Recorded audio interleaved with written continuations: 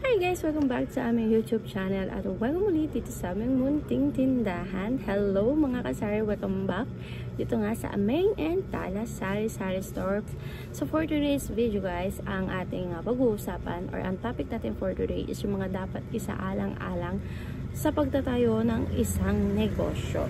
So, unang-una na nga dyan mga kasari is pag-aaralan natin yung ating itatayong negosyo. Siyempre, kasama na dyan kung maganda ba yung pwesto, ano ba yung magiging possible target market natin doon sa area na pagpupwestuhan nung ating pinaplanong negosyo. And kung papatok ba or magiging mabenta ba yung ating ititinda dito sa area na to. And possible din na i-check natin yung ating mga magiging kakumpetensya. Halimbawa na lang mga kasari, itong ating pagtitindahan.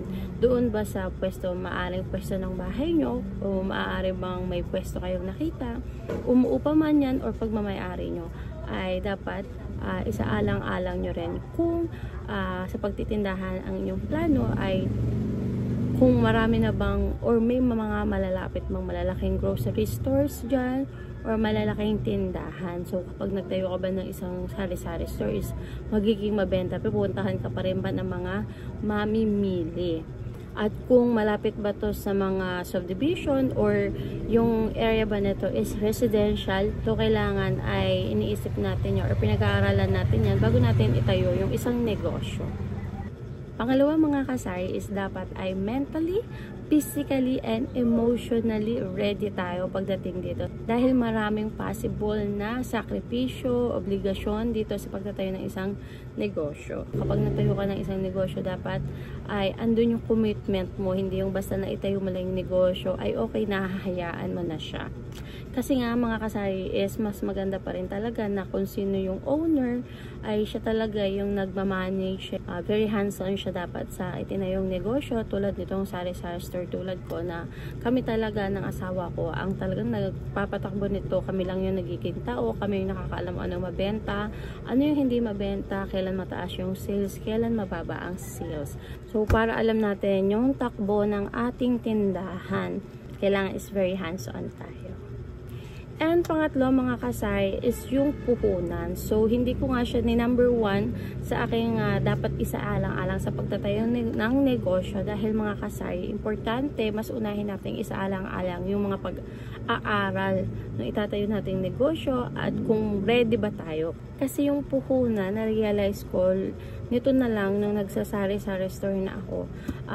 Kung iisipin talaga guys, kapag wala kang pondo, wala kang pera, ay mahirap magtayo ng isang negosyo. Pero marami naman tayong maiisip o magagawang paraan para pagdating sa puhunan. Dahil may nangyayari nga na may sapat tayong puhunan, kaya naman naisipan agad natin itong negosyo nang hindi pinag-aaralan yung itinatayo nating negosyo. Kaya kung minsan ay parang hindi nagagamit ng tama yung ating inilaan na puhunan dahil hindi natin inaral ito bago natin ponduhan yung isang negosyo o tindahan. Kumbaga, bigla tayong nagkaroon ng pangpuhunan kaya naisipan natin agad magtayo ng isang tindahan.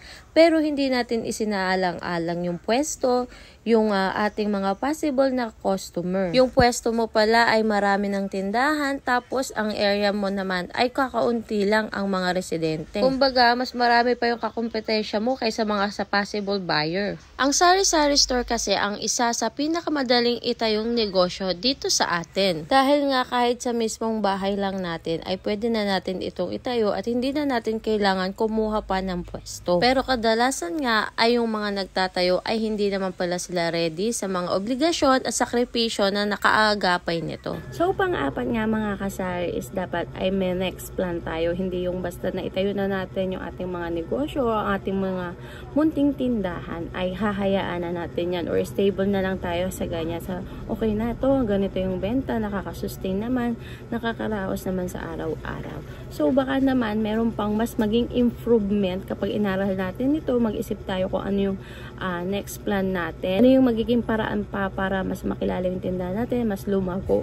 Siguro within a month or a few months ay mapapansin na natin kung ano ba yung mga bebebenta, hindi mabebenta, or iba pang needs ng ating nakapaligid sa atin, yung mga possible customers natin o yung mga customers natin mismo. So, kung napansin nyo, sa ilang buwan na pagtitinda tindahan nyo ay may mga kailangan pa yung mga customer nyo na wala pa sa inyong tindahan. O tulad nitong aking mga gamot, kung nag-start kayo, syempre sa tulad kong small business owners or small sari-sari store owner ay pag nagsisimula, syempre ang inuuna natin dyan ay yung mga basic needs, kasi pag nag-start tayo ng mga negosyo or na maliit na tindahan is kukunti lang naman talaga yung puhunan. Yun yung real talk naman talaga, guys. And swerte mo na lang, guys, talaga kung ikaw ay marami kang puhunan sa pagsisimula ng isang negosyo.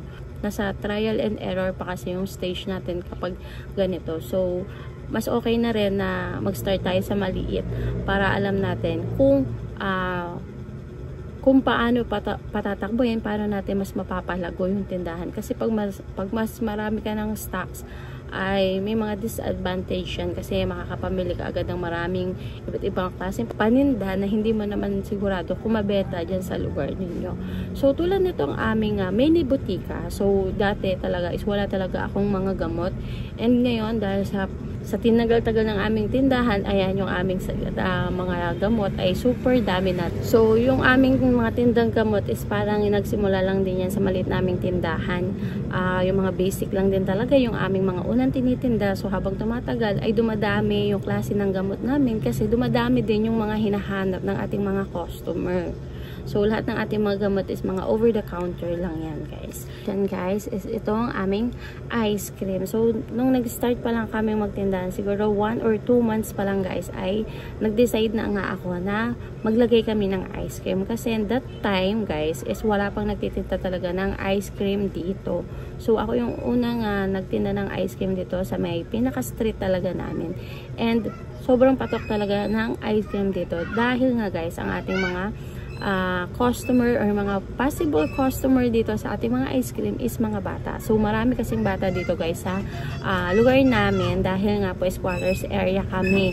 Kaya naman, yun yung naisip kong idagdag dito sa aming tindahan, at mas nakilala yung store namin nung nagkaroon kami ng ice cream. And ayun, balikan nga pala natin yung number 2 na dapat ay physically, emotionally, and mentally ready tayo sa pagtatayo ng isang negosyo, or like itong aming sari-sari store. Dahil, guys, napakadaming sakripisyo at obligations. Pag nagkaroon ka ng isang negosyo o isang tindahan, ay expected mo na marami kang occasions na mimiss. Marami kang lakad na hindi magawa, hindi ka makalis-alis. Dahil nga po, ang obligasyon natin ay magbukas ang ating tindahan. Although, nasa atin naman ang desisyon kung kailan tayo pwedeng magsara, ay syempre naisip natin yung ating mga customer na umaasa sa atin at nag-aantay sa atin.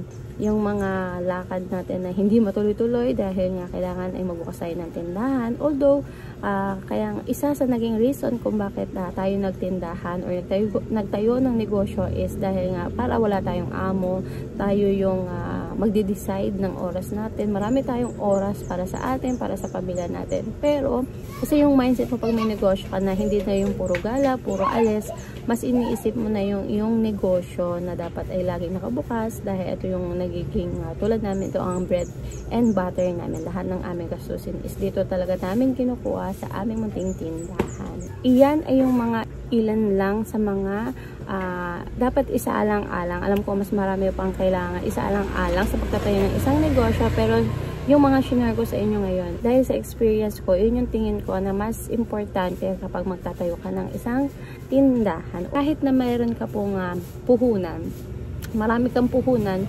kung hindi mo pinag-aralan yung negosyo mo, hindi ka ready sa pinasok mong negosyo, ay hindi po ito lalago at hindi ito magtatagal. Dahil nga, mga kasari, kailangan nga yung mindset mo is nandito na sa iyong negosyo. Yung nakapagtayo ka ng negosyo, isang aya lang na kaibigan mo or may ganitong event, ay aalis ka na. Hindi ko naman sinasabing wag, pero syempre yung mindset mo or yung focus mo is nandito sa tindahan na kailangan mamonitor mo siya time to time. And kasi kapag nakapagtayo ka ng negosyo at hindi ka naman pala ready sa mga ganitong sakripisyo, nakaramdam ka ng pagod, susuko ka kaagad. Pero kapag, at guys, importante rin pala na passion nyo yung itatayo yung negosyo. Kasi tulad dito sa sari-sari store, guys, sobrang hirap guys talaga. Personally, experience ko talaga, napakadami talagang gawain bukod sa gawaing bahay. Dito sa tindahan is hindi talaga natatapos yung mga gawain. And sobrang nakakapagod everyday, nakaka-drain.